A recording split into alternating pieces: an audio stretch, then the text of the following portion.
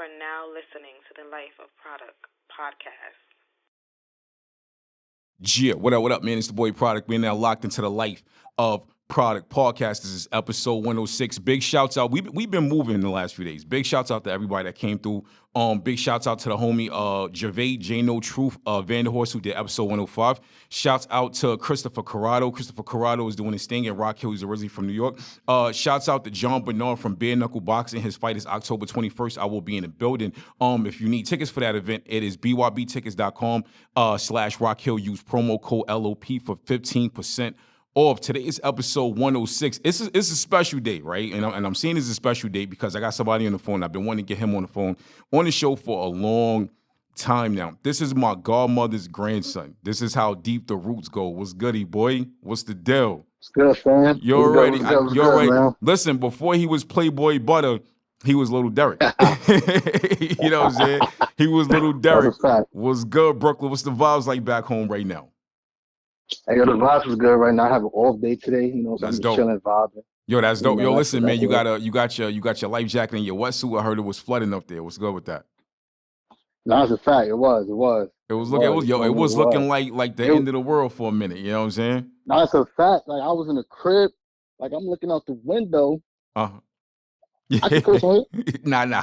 We gotta keep it clean. You two kind of strict on the kid. You know what I'm saying? I was like, dang, you feel me? But then, Yeah. like, I go on the internet, you see people on the bus, flooded on the bus and stuff. I'm like, that's crazy outside. Yo, it was looking wild. I was worried about y'all for a minute, and it was crazy thing. I was supposed to come back this month to visit. I don't think I'm gonna come back. I'm gonna wait it out, brother.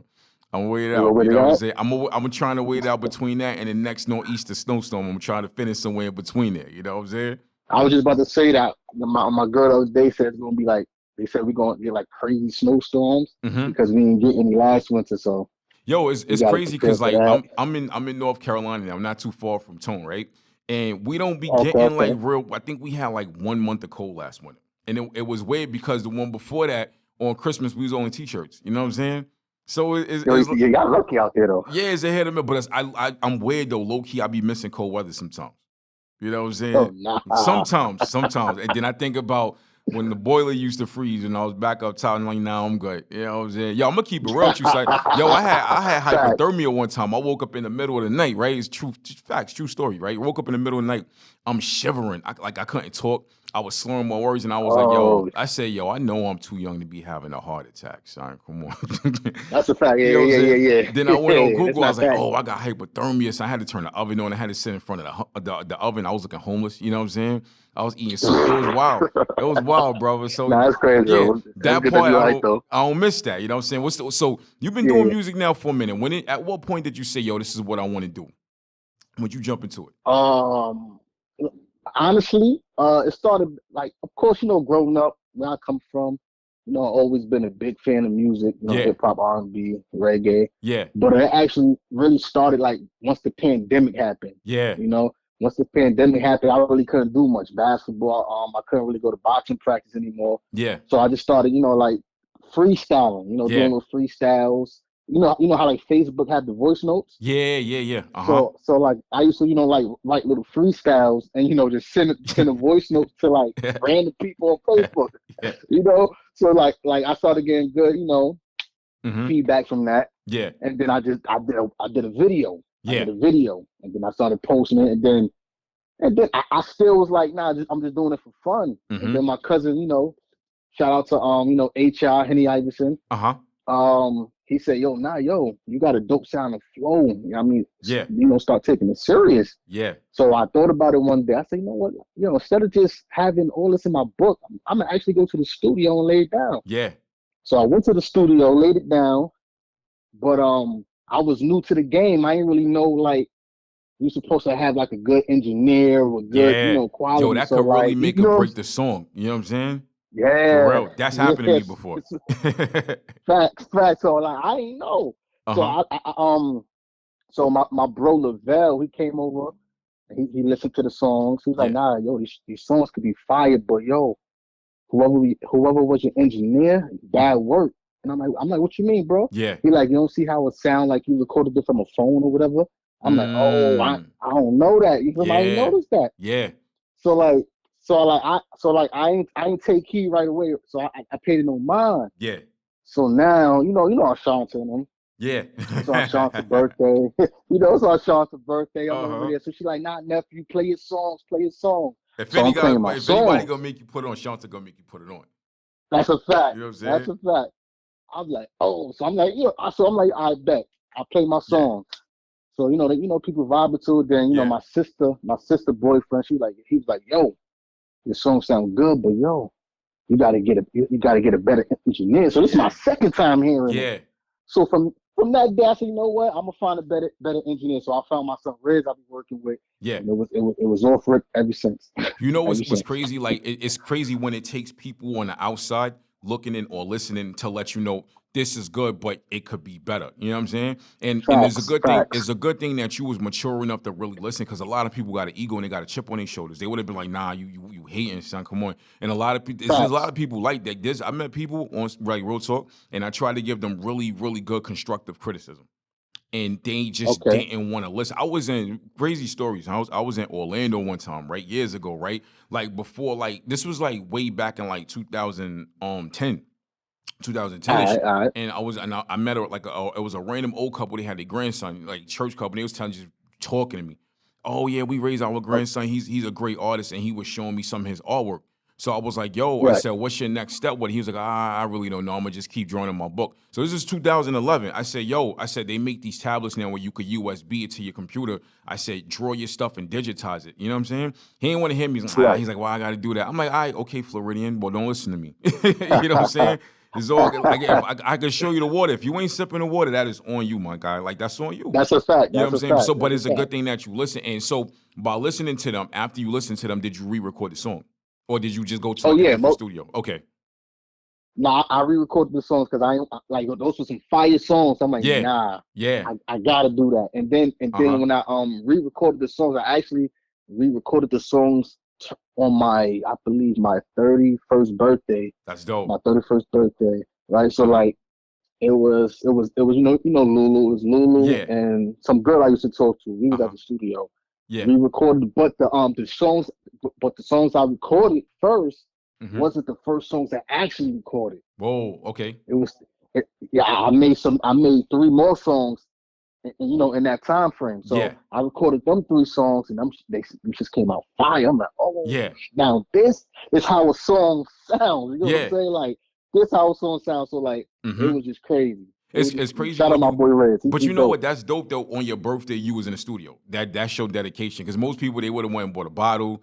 They would have went got hookah. You was working on your birthday, and that says a lot. Because I think what's crazy. There's a lot of whack artists out right now, right? But the one thing, there's you got the whack artists, and there's different tiers to it. You got the whack artists that's industry plants. You got the whack artists that got money behind them. You got there's a lot of whack artists right now who cousins are producers. We ain't gonna talk about that though. The artist that's whack, but their cousins is in the industry. That's another story. You're not lying. Nobody. Listen, me being down in the South now. Back and forth, I went to ATL a lot. I seen it. We gonna leave that alone. I don't want to get canceled yet. That's a fact. But that's true story though. I tell people the number one thing though, it don't matter how whack the artist is, right? Now you got the artists in those tiers. If you go to the other tier, right, that nobody ever want to talk about, the one thing that artist has that none of the other artists have, or the other artists that's good but they not getting it, is they work ethic. They working. That's a fact. They pushing the record. They pushing the record. I had DJ Block on here, and I'm not to call Fetty Whack Block from Brooklyn, but he down here now. He on the radio. He's doing Sirius XM, and he was saying how keep pushing your record. He said just because that record is old to you, it's still new to the people that never heard it if it ain't pop yet. And me and him said the same thing. I was reading how Fetty Wap was pushing Trap Queen for a whole year before the song blew. And when Block was going from Brooklyn and Jersey DJing, he used to see Fetty Wap at a lot of the spots out there. And Fetty Wap had a reputation all the way from, I forgot what city that was, all the way past the Oranges, Union, all of that, just going to these clubs, pushing that Trap Queen record. So it's one of them things, he knew the Trap Queen record was going to pop. Once you know you got a good record, can't nobody tell you it's not a good record. You know what I'm saying? That's a fact. Real talk. Not at all. Yo, hold that thought. It's the Life of Produk Podcast, episode 106. I got PlayBoyButtah on the show. We got to take a break, pay these bills real quick. We will be right back with the second part of the show. Yeah, what up, man? It's the boy Product. We're now back with the Life of Product Podcast. This is episode 106. A lot of y'all been hitting me up. If you need sponsorships, interviews, or advertisement, hit me up, lifeofproduct@gmail.com or Korporate.Ent@gmail.com. That is corporate with a K. Make sure you stop by the YouTube channel. It is youtube.com/lifeofproduct podcast. Hit that subscribe button, repost some of my videos. I got shorts on. I got everything you need on there. It's a one-stop shop, baby. You know what I'm saying? Episode 106. I got the boy PlayBoyButtah on the show right now. Thank you for calling in. Yo, what producers you been working with? I'm gonna keep it real, bro. I've been only working with my boy Rez. Okay, ain't nothing wrong with that though. But I worked with Rez, and I don't know how to pronounce his name right, so I'm not even gonna try to do that. But I worked with Rez Homeboy. He good too. He good too. But other than that, just them two. But you know what though? If it's working, then don't break it. You know what I'm saying? If it's working, don't try to fix it. If this sound works for you, and it's like what producers, a lot of producers know how to engineer too, right? Which is dope, because I think the producers that know how to engineer are better producers. Now they know how to like fine tune everything. Right. They know which drums and which bass. They know which key or which octaves work better than producers that don't engineer. You know what I'm saying? So imagine you in the studio, you working with these dudes, and they're like, "Nah, you're not doing that right. Do it like this." You know what I'm saying? Because I was producing a lot for myself, but then I loved working with other producers. Shouts out to my boy Chris Cage. I was recording the song with Chris Cage one time. I had a mixtape called Bruce Wayne Part 2 and Part 1. So for Part 2, we had a song called 1983. And the way I did the hook, the verses was fire, beat was fire. He said, yo, I like the hook. He said, I just don't like the way you delivering the hook. I was like, so what you mean? Chris was from Queens, and I was like, don't come at me with your Queens BS, because I know you want me to be singing melodies. I was playing with him. But he was joking. He was like, nah, it's okay. He said, do it like this, and then we'll compare the hooks. I did it, and I listened to what he said, and it worked. You know what I'm saying? That's a fact. Me and Chris had a couple joints that was fire, but that joint right there, I think that one in the I Got It joint. Matter of fact, Tony's in the video for that. Those was my favorite two joints me and him did. You know what I'm saying? But you gotta be open to take that constructive criticism. Like I was always open to it. I just wasn't used to it because I was doing a lot on my own. Yeah. You know what I'm saying? And it's hard when you're working on your own, man. Like a lot of people don't understand that when you I'm pretty sure you get that when you gotta finance everything. You gotta promote everything. Oh, yeah. You ever get tired like when you get to the next step, like yo, I just did everything. I ain't got nothing left in me. You know what I'm saying? Like facts, like oh man, like I'm actually talking to like somebody on Instagram now about artwork, because I'm trying to release another single for my birthday. Yeah. So like I know that feeling, like oh man, like rough. Dang, like it's crazy, like like, and then me, like I'm picky. You know, because like other than me trying to release a single for my birthday, I'm also trying to drop a single for Valentine's Day in the video. Yeah. And then I'm also trying to shoot a video for a song I've been released. Yeah. But I'm trying to find the perfect video model, because I'm picky. I can't just get any video model. You can't. Nah, you can't do that. And that's good that you said that, because honestly, being picky is what's going to get you looked at more. Because if you were just one of them dudes, you just throwing anything out there, anybody checking that out. Because you it's kind of like your first impression is your best impression. So if you just put it out there, and you say if you put a reel out there, and you're we are in the social media era, right? And this is what people don't understand, the marketing part of it. You know what I'm saying? You put the reel out there, you put the 1 minute reel clip of your video out there, and it just reached 1,000 people seen it. And then 1,000 people ain't like it because it looks stupid. Then that's 1,000 people. That's 1,000 attentions you lost. You know what I'm saying? That's a fact. And people don't get that. Like, I'm gonna keep it 100. There's too many of y'all out here doing low vibrational stuff. It is. You know what I'm saying? Now, and you know what's so crazy, bro? Like even my that's my cousin. That's my brother. Like I'm gonna always keep it real. Like I shout at him. My boy HR. I tell him that all the time. I'm like, yo, listen, you have music. You got good music that you be talking real stuff about, but you doing it wrong. Yeah. Because he tries to engineer it himself, and it don't sound right. And he still releases it. That's what I be telling you. And he still releases it. I be like, nah, bro. Find you a good engineer that's gonna fix that up fire. Yeah. Because you don't want to release that and nobody stream your music. So now you just wasted your time on that project. Yo, and that I ain't the tell them that all wave, the yo. time. I'm telling you, that ain't the wave, yo. That engineering your stuff on your own ain't the wave, dog. And I Exactly. Yo, I've tried it. It's not the wave, and I literally said I'm gonna literally try it. If it don't sound right, I ain't rocking with it, and it didn't sound right, so I didn't do it. That's a fact. It was horrible. You know what I'm Yeah, saying? yeah, like, It was cause he horrible, did man. some, he did something for me. Like, I think we recorded it in a closet, like, and it sounded crazy. Like, you hear him in Yeah. the background laughing Oh with his girl on the wow. phone. Yeah, I'm Nah, like, nah, that's not it. that's I said, crazy, this is not brother. it. That's But you crazy, know what's so brother. crazy though? I don't know if you ever heard the snippet, but it's I don't want to be a player that I did with Lulu, my sister. Nah, I didn't hear. I That's gotta check it out. Send it to me. I'm gonna send it to you. That song right there that I recorded in the closet. I went with my boy. I went to my boy Rez. Recorded that out in lounge. Yeah, and it's fire. that's I'm dope. releasing that. I'm releasing that July 4th. Yo, people be July surprised 4th. So though. Like I recorded stuff in closets. It came out good. I recorded in bathrooms, brother. Yo, I had a well, yeah, for real talk. Yo, when I first got back down here, I had my own office right downtown, and it was a right. 2-sided office. So I had the couch, the desk, and stuff in the front office, and then I had the podcast and music stuff in the second part of the office, right?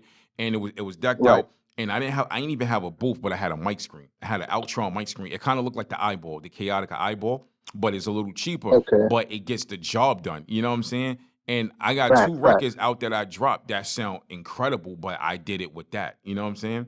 And I recorded. What's the name of those records? So I got the one called Wintertime, and I got it produced by my homeboy Marcus Williams. And I got a song called Never Gonna Lie. It's a drill record produced by my son. His name is OMG Chris. I'm gonna link you in with him because he's nice.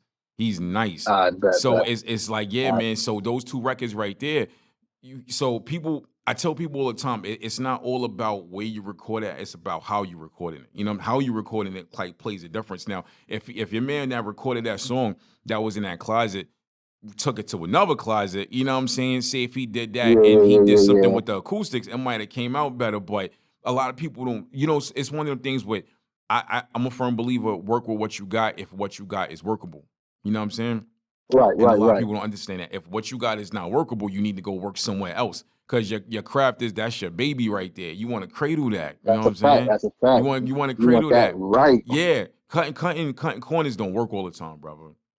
You know what I'm saying? It don't. It doesn't. You ever had that happen? Like you said, nah, I'm gonna save a little bit. I'm gonna cut this corner. And then you was like, nah, you regretted it. Because I have. You know what I'm saying? That ever happened to you? Like we talking about as far as like music? Yeah, as far as music, just cutting the corner, like trying to like just do stuff like saving money on this or saving time on that. Oh nah. Like I'm not even gonna lie. Like since I've been doing the music thing, like I've been going all in. Okay, like, that's good. Cause like good. you know like I be having talks with my bro Gio Law. He's an artist too. Yeah. Shout out to my bro Gio Law. You feel me? Like we be talking like now. You're like, you can't spend all your money and time on making your music and recording it, but you don't spend money on the marketing. There you go. Because right now, like, you know what I'm saying? Like, be in the world of social media. Yeah. Anybody, if you have a talent or whatever, yeah, social media is the key. It is. Like the other day, I was watching a lady on YouTube. She get millions of views just by eating crabs. I'm in the wrong business, dog. You know what I'm saying? Man, like, I swear I'm in the wrong business, man. Like, come another on, man. Another dude go to store to store, go to restaurant to restaurant. Just to get paid just to eat food. Yo, that's crazy. And he probably not even paying. The food is free, and he getting money off. He in the bag off that. Yes. Yo, you know what? Yo, I'm gonna keep it real. I got a homegirl, right? Shouts out to her. She's from Brooklyn. She went to the West Coast, right? And her YouTube channel was popping. I want y'all to check out. Type in ASMR Lady Leo, and she has a chalk page. All she does is crush chalk. It was started as a hobby with her kids. And she uses her phone. She got a ring light. I see what she does. Like the coloring is amazing, the angles is amazing, but she crushes chalk. Apparently, there's a community on YouTube for people to crush chalk, and I ain't know that. Wow. And it started as a hobby. It started as a way for her to spend time with the kids and connect with the kids. and she's doing thousands of views on it, brother. I mean, thousands. Wow. Thousands. I was like, yo, I need you to help me crack the code on mine because I'm doing a whole video production. And it's just like, I'm still falling in with you, but I'm happy for her though. But that's the thing. Like, you never know what crowd is going to gravitate toward you. Hold that thought real quick. We got to take a break real quick. Shouts out to Spotify for podcasts, which used to be Anchor FM. We will be right back with the third part of the show. I got PlayBoyButtah on the line. Yeah, what up, man? It's the boy Product. We're now back with the Life of Product Podcast. Check it out. We are doing 50% off for the next couple of episodes. If you need any promotion, marketing, anything, it is lifeofproduct@gmail.com. Today's episode is sponsored by Tyler's Outlet. Go to tylersoutlet.store and use promo code FREE4ME. That is free, the number 4, me on free for me $ on all orders $50 and above. Telling me your boy Product sent you. I got PlayBoyButtah on the show. Yo, yeah. I know you was doing your boxing thing for a minute. I've been out the boxing gym for about a year now, but I'm getting back into it at the end of the month, yo. What's the vibes with that, man? We ever gonna see you with a belt? You going Golden Gloves? Was good? You know what I'm saying? No, that's a fact. That's a fact. Like I bet boxing. That's we all know basketball. That's my true love. Yeah. But but that ain't happening because politics.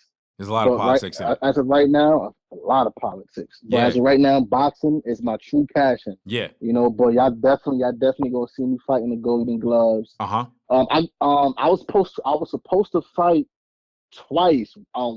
One got canceled because I think I injured my hand. Yeah. I posted that on the story. Yeah. And then this summer that passed, I was supposed to have a bout, but that fighter got injured. Yeah. So right now, I'm still training right now. But y'all definitely gonna see me fighting the Golden Gloves. That's dope. And y'all definitely gonna see me turn pro. Dope. I'm gonna put on for Brooklyn. Yo, you be like the next Zal Judah, brother. Put on for the city. You know what I'm saying? For real. That's a fact. Yo, I love boxing. What I love about boxing is it's one of those things. In 2023, you could be a boxer no matter what age you are, no matter what weight class you are, no matter what style of boxing. You could be Northpaw, Southpaw, Orthodox, unorthodox. It don't matter. You can literally fight your way. The world is different. You could fight your way to the position that you want to be in. Like literally get there. If you train hard enough, you could train hard enough, use social media, like we were saying, the best marketing tool out right now, and you can get yourself there. You rack up enough wins and you get the people loving you. You might have to shake some hands and kiss some babies, you know what I'm saying? Post that. That's a fact. You know what I'm saying? Play it like the mayor. You could get there. And that's what I love about fighting. So I want to talk about, I love when I get people on the show that's into boxing, right? We ain't gonna talk too much MMA and stuff like that, but on the boxing side of things, you think Crawford and Spence should running back? Honestly, in my opinion, nah. I don't think so either. I agree. Yeah, Spence got cooked. He did. Yeah, Spence got cooked. I mean, I think Spence just want to run it back because his ego is shot. Yeah. And he probably trying to get that cash out. Yeah. Definitely gonna get a big cash out. But I don't think he should run it back. Like sit down, take some time, get healthy, come back with a tune-up, and then chase the belts at another weight class. Yeah, I think he should do that. You know what? I'm a big Spence fan, big Crawford fan too. What I like about Crawford, he's never been quote unquote the pretty boxer. Like he was never the popular guy. Like he was always like the guy that I think they never considered for certain conversations. And he always had to fight and prove himself. You know what I'm saying? So I get that. And I hate that Spence had that accent. I don't think Spence been the same after that accent. He talks slower. He moved a little slower. Even his eye is a little, even though he's got wins after that, I just don't think he's the same fighter. You know what I'm saying? I think he's not. Even if they go back down and they fight another class, I don't see it happening. You know what I'm saying? But then it's, again, too, what makes me mad about that fight, like, it feels like, okay, I question the training for that fight. I think his trainer is a good trainer. He won that award. I think the dude name is like Derrick James or something like that, right? Yeah, Derrick James. Yeah, Derrick James is a great trainer, but why didn't, after the second, third round, why didn't y'all implement plan B, plan C or something like that? Because what he was doing wasn't working. You know what I'm saying? It wasn't. It wasn't. You know what it is? What's that? Spence is used to one way. There you go. Bullying. Yeah. Once he realized he couldn't bully Crawford, can't bully Crawford. It's over. Yo, Crawford, he can't outbox Crawford. Crawford fight North and Southpaw. He fight both styles. Yes. You can't. Yes. I watched fights with Crawford. 4th, 5th round, he changed his style. So how you got you can't come on, man. And then what made me mad? Go And he knocking you out in both sides, southpaw and orthodox. He knocking you out. Yo, man, it hurt me watching that. I was in Virginia that weekend, right? I was at the casino, in P-Town, and I was watching like, come on, fam, like really, like I was like, dog, this is a bad look for you, but, my guy. You know what I'm saying? You know what's so crazy though? What's that? Like my bros could vouch for this. Way before the car accident even happened, I said it. I said, yo, Bud Crawford and Spence fight, Bud is going to stop him. Yeah. I said that. Yeah. I said it. I said Bud going to stop him. A lot of people saying that. I'm like, come on. Bud is different. I believe if Bud was to fight Canelo, that would be I think Bud is the only one that could really, if not stop Canelo, give him like the best fight we've seen in like a few years. Because ain't nobody really. Canelo knows it. Yeah, ain't nobody beat Canelo since Canelo went up to that other weight class and he lost by decision. Exactly. Canelo kind of beat himself. Like he seemed a little sluggish in that fight, and whatnot. Did you watch the Canelo and Charlo fight? Yeah, Charlo got cooked. He got cooked. But this brings me back again from that Kevin James camp. Kevin James is a great boxer, but the same thing happened with Spence that happened to Charlo. He wasn't even throwing, a little different. Spence came out throwing like weak punches, but watch Charlo ain't even. You ever watch Charlo fights? He's more of the aggressive, right? Yeah. He back a lot of his fighters down. But one thing about Charlo, he'll take a punch to give a punch. He knew he couldn't do that with Canelo. Canelo would knock you out. You give him a punch, but he didn't keep that same aggression with Canelo.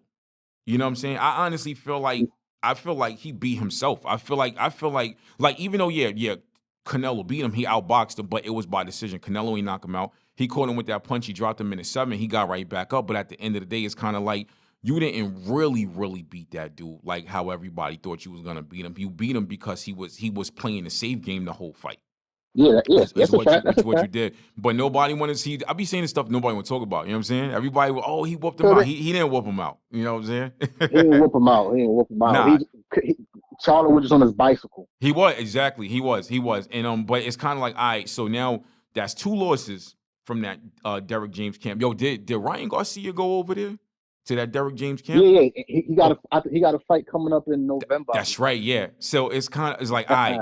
Now, if y'all rack up a 3rd loss and that's his 2nd loss, we got to question some things, brother. We got to question some things. No.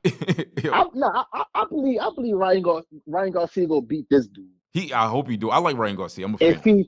If he was to face, because it was talk saying like once Ryan Garcia come back and face his opponent, now he get past him, he's supposed to be fighting Teofimo. Okay. If he was to lose to Teofimo, then they'd be really looking at Derrick James like, all right, what's going on? Yeah, exactly. Y'all racking up some losses, brother. I like that. So I'm sure you saw the fight with Garcia and Gervonta Davis, right? Oh yeah, fact. All right, I'm gonna give you my take on that fight. That was a good fight, right? I feel like because I'm a fan of Davis and I'm a fan of Ryan Garcia. I'm a fan of both of them. I feel like Garcia was more conditioned than Davis. Like I was watching All Access and Davis was eating a lot of snacks. Even if you look at him, it looked like Ryan Garcia was more conditioned and like he took it more serious. Ryan Garcia did hit him with a couple rabbit punches that slowed him down. And with him rushing him early on in the fight, that fight almost, let's keep it 100, Davis almost lost early on. But it's a fact. Yeah. He almost lost. But what I like about Davis, I think Gervonta Davis is like 6 years older than Ryan Garcia. That's 6 years. Being 6 years older than somebody in a boxing match is a lot. That means you got more experience. You got more wins. You got more experience. That's a fact. And you got to think too. Them be more dudes that train Davis. That those OGs bring experience to the table too.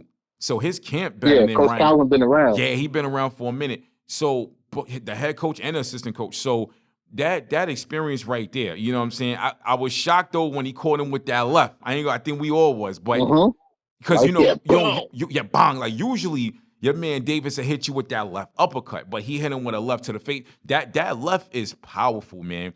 Now, right? If I honestly don't want to see them run that fight back. You know what? If they run that fight back, I want to see them run that fight back in a couple years, not now. Let them rack up some fights after that. Pitbull Cruz wants a rematch with Gervonta Davis. How you think that fight would go? Did you see the first one? That's whack. Yeah, I saw the first one. That's whack. Like, let me tell you. Like Pitbull Cruz, he's overrated. They only giving him the hype because Tank they knocked him out and he went the distance. Yeah, he did take it. I like Pitbull Cruz, but I think with the experienced 10 guy now, I don't think he could last. But I do like Pitbull Cruz, though, but I think experience can win you the fight. You know what I'm saying? I just want to know. I just want to know, like, why everybody ducking my boy Shakur. Yo, that's oh man, dudes don't want that smoke, brother. They don't want that smoke, man. A lot of dudes don't want it, man. Shakur, give Shakur 5 more years. Give him 5 more. Not saying that he's not gonna do nothing now, but with the experience and the W's he's gonna rack up within the next 5 years, boy, crazy. All right, one more question I want to ask you. Francis Ngannou versus Tyson Fury this month. How you see that going? Tyson gonna cook him. Yo, a lot of people saying, because Francis Ngannou, even though he started boxing, he's been doing MMA for years, right?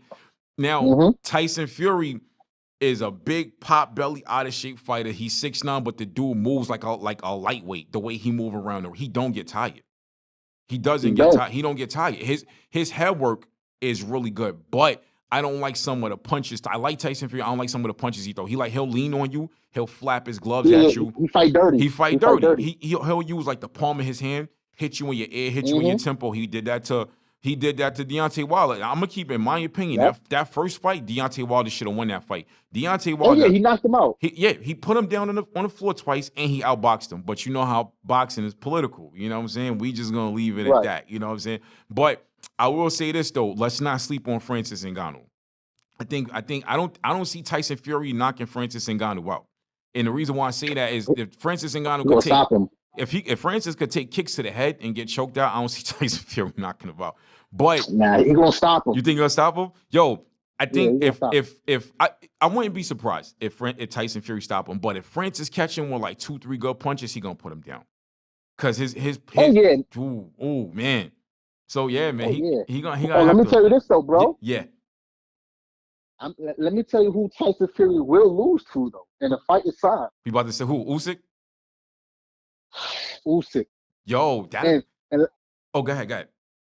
And one thing, just like I told everybody, before Usyk moved up to heavyweight, when he was calling out Anthony Joshua, I said, yo, I do not see Usyk losing to no heavyweight at all, but Deontay Wilder. Yo, didn't Usyk, he beat Anthony Joshua, right? Didn't he beat him? Joshua whack. Twice.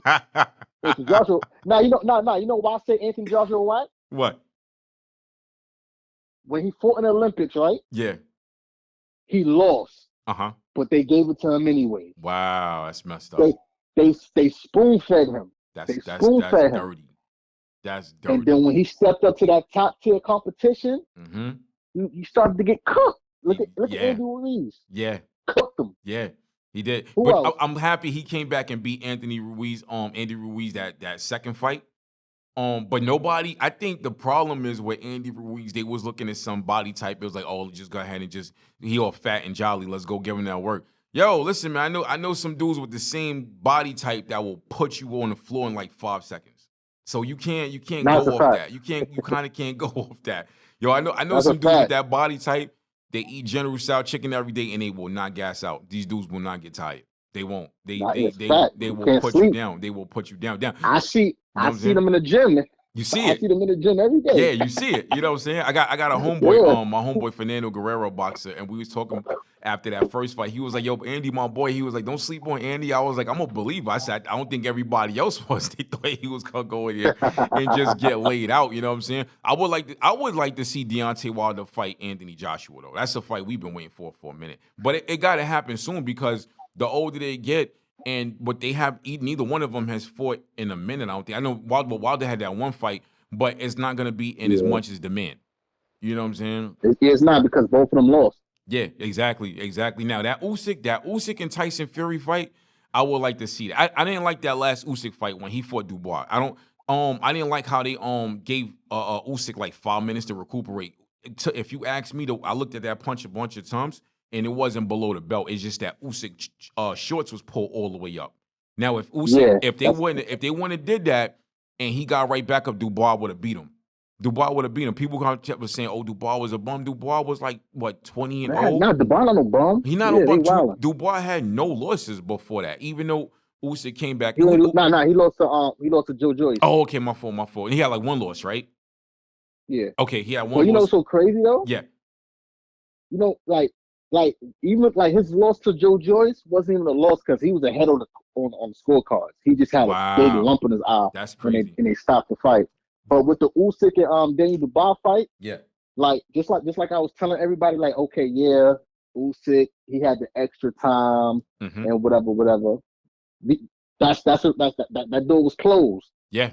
Daniel Dubois, you still had multiple rounds. He did to finish him off. He came back and he stopped you. Yeah, he did. He stopped. It's not like that happened and it went to the cards and they say, nah, Usyk is the winner. Yeah. He came back and he stopped you. Yeah.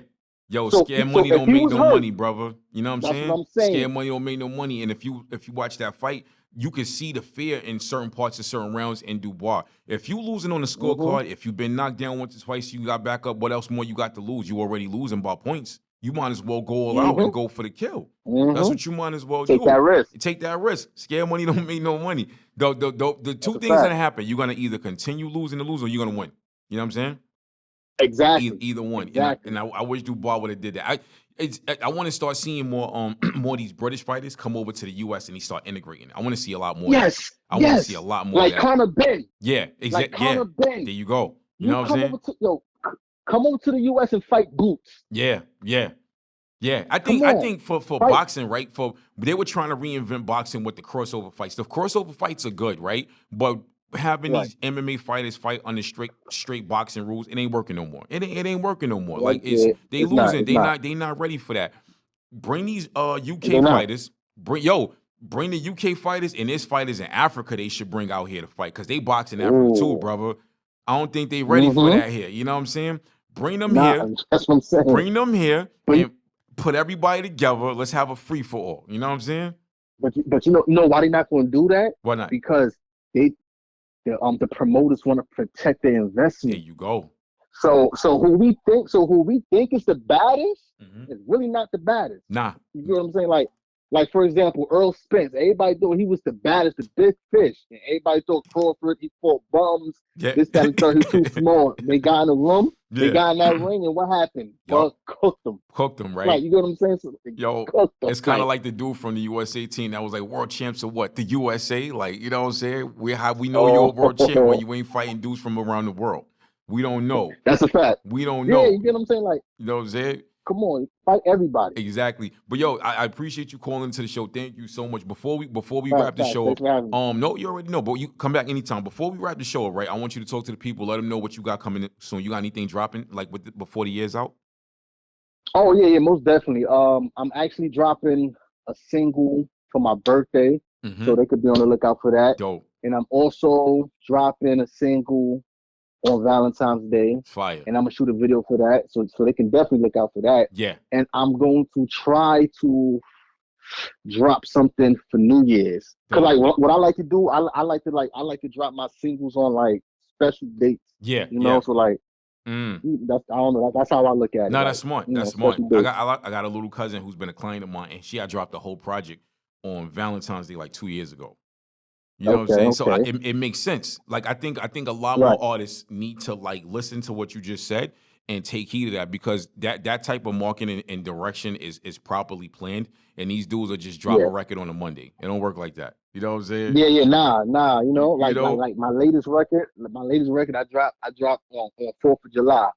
And then before that, I dropped something on Thanksgiving. That's right. Before that, I dropped something on my fault, Easter. Then before that, I dropped something on Valentine's Day. You know what I'm saying? The only record I dropped that was on a normal day was my first single. She Can't Get Enough. Okay. That was on July 3rd. I like the records. I like the Lovers and Friends joint a lot. You know what I'm saying?